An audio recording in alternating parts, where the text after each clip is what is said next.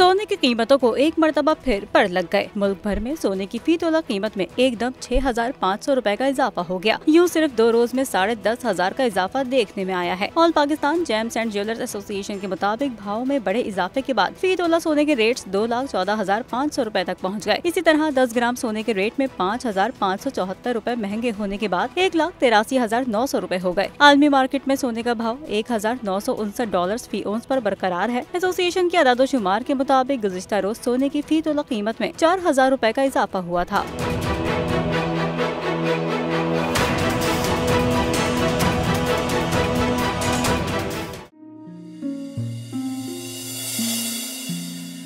अपना घर मईशत का पहिया भी घूमेगा, मजदूर भी सर उठा के जिएगा।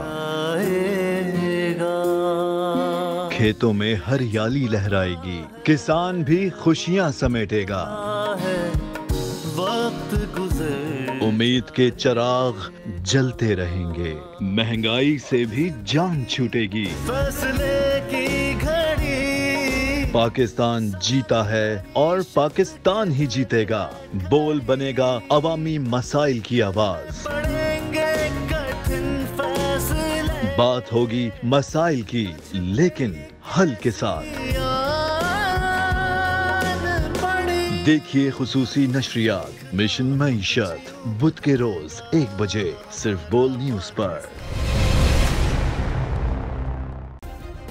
सब्सक्राइब करें और बेल दबाएं ताकि कोई खबर रह न जाए।